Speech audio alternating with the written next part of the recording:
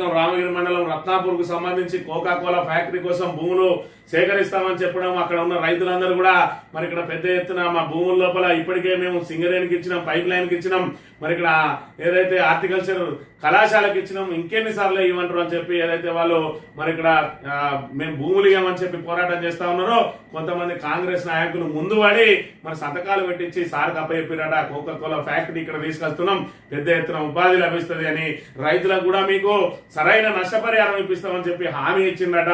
మరి ఇక్కడ చాలా సంతోషం, వాళ్ళకు కూడా సరైన నష్టపరిహారం ఇప్పించినట్టయితే వాళ్ళు కూడా మరెక్కడన్నా దీనికి 4 గంటల భూములు కొనుక్కునే పరిస్థితి ఉంటది. ఎందుకు 4 గంటలు అంటున్నాం అంటే మరి ఇక్కడ ఇదే రత్నాపూర్ లో 184 నెంబర్ సర్వేలో ఏదైతే సింగరేణి R&R ప్లాట్లకు ఆనుకొని ఆ డ్రైనేజ్ తీయడం కోసం ఒక 22 గుంటల భూమిని సేకరించిండ్రు. ఆ 22 గుంటల భూమికి ఒక్కొక్క గుంటకు 3,20,000 చొప్పున, అంటే మరి ఇక్కడ ఎకరానికి వచ్చేసి 1,27,00,000తోటి సేకరించిండ్రు. ఇందులో ఒక వ్యక్తికి 184 సర్వేలో 6 గుంటలు పోతే 19,18,729 రూపాయలు, అక్షరాల 19,18,729 రూపాయలు మరి ఇక్కడ నష్టపరిహారం కింద చెల్లించిన 6 గుంటలకు. మరి ఇప్పుడు ఒక్కొక్కరికి 10 ఎకరాలు 15 ఎకరాలు పోతుందంటే మరి ఏకంగా కోటీశ్వరులు కాబోతా ఉన్నారా అంటే ఈ కాంగ్రెస్ నాయకులు వాళ్ళకి ఏం చెప్పిండ్రు.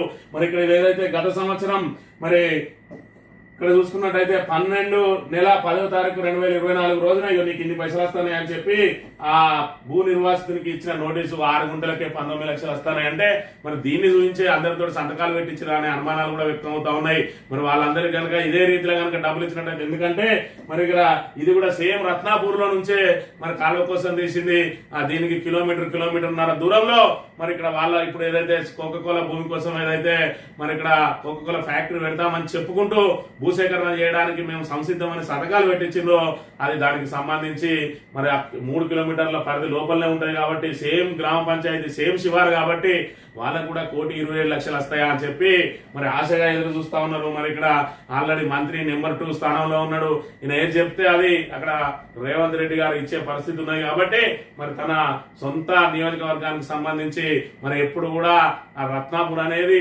శ్రీధర్ బాబుకు అండదండలు అందించే మరి ఆయనకు ఎప్పుడు కూడా అక్కడ లీడ్ ఇచ్చే గ్రామం కాబట్టి మరి ఆ గ్రామ ప్రజలకు గ్రామ రైతులకు న్యాయం చేయడానికి ఇదే రీతిన కనుక మరి వాళ్లకు నష్టపరిహారం ఇప్పించినట్టయితే మరి ఖచ్చితంగా వాళ్ళందరూ కూడా ఇటు కాంగ్రెస్ పార్టీని శ్రీధర్ బాబు గారిని నెత్తిన పెట్టుకుని తిరగడం ఖాయం. లేదంటే మరి ఇక్కడ ఏదైతే కాంగ్రెస్ నాయకులు మరి మీకు గదే ఎకరాకు 20 లక్షలు వస్తాయన్నారా, లేదంటే దీన్ని చూపించి మరి మీకు 1,27,00,000 వస్తాయని చెప్పిండ్రా, ఇంకా అదేది కూడా దాని మీద స్పష్టత రాలేదు. ఏది ఏమైనా మరి ఇక్కడ రత్నాపూర్ లో ఆల్రెడీ మరి భూసేకరణ చేసి ఇంత ఇచ్చిరు కాబట్టి మాకు కూడా అదే రీతిలో వస్తాయని ఆశగానైతే ఉన్నారట.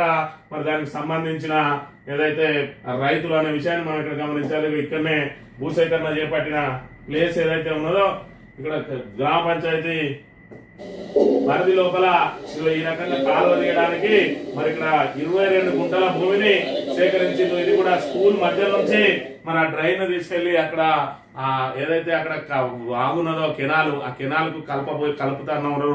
మరి దానికి సంబంధించి 22 గుంటల భూమిని తీసుకున్నాడు. గుంటకు అక్షరాల 3,20,000 చొప్పున నష్టపరిహారం కట్టించిండు.